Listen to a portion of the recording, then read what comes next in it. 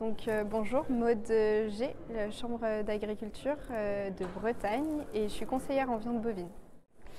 Globalement, chez les éleveurs enquêtés, on a enquêté des éleveurs laitiers avec différents profils, des éleveurs laitiers spécialisés ou des éleveurs laitiers avec des ateliers viande, que ce soit gibet, bœuf ou vache allaitante. Et globalement, 3 éleveurs sur 4 enquêtés sont favorables à Valovo. Et souvent, les éleveurs favorables sont des éleveurs avec des rendements de culture faibles et des surfaces fourragères par rapport à la SAU élevées.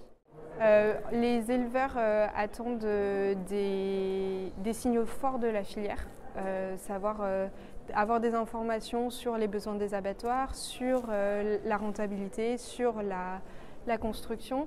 C'est vrai que c'est une nouvelle filière, donc il est difficile de s'engager quand on ne connaît pas. Les focus group, on a réuni des experts et des conseillers qui ont plébiscité deux schémas. Le premier schéma, c'était la création d'un atelier Valovo chez les éleveurs laitiers, donc sans achat extérieur avec leurs propres veaux. Et le deuxième schéma qui a été retenu, c'est des éleveurs laitiers qui seraient naisseurs, puis les veaux passeraient chez des éleveurs sevreurs, et puis chez des éleveurs engraisseurs. Globalement, on s'est rendu compte dans les enquêtes que les éleveurs de jeunes bovins et de bœufs sont plutôt favorables à Valovo. Ce qui est intéressant chez les éleveurs de gibet, c'est vraiment de pouvoir valoriser des surfaces qu'ils ne valorisent pas actuellement avec leur gibet. Et chez les éleveurs de bœufs, ce qui est intéressant pour eux, c'est le cycle de rotation de Valovo qui est beaucoup plus court. Ensuite, chez les éleveurs laitiers spécialisés, ce qui est intéressant, c'est plutôt en fin de carrière ou en reconversion.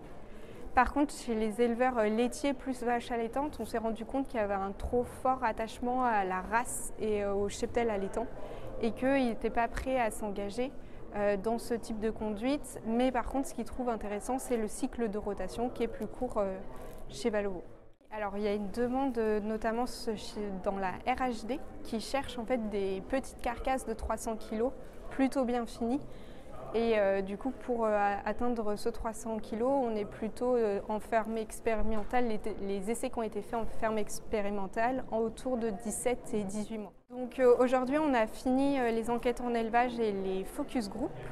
Et donc les prochains objectifs, ça va être la construction de modèles types et d'avoir des coûts de production et des données économiques qu'on aura via les réseaux d'élevage Inosis pour avoir des données pour les éleveurs pour qu'ils puissent s'engager et avoir des données plus fiables, notamment sur les charges de structure.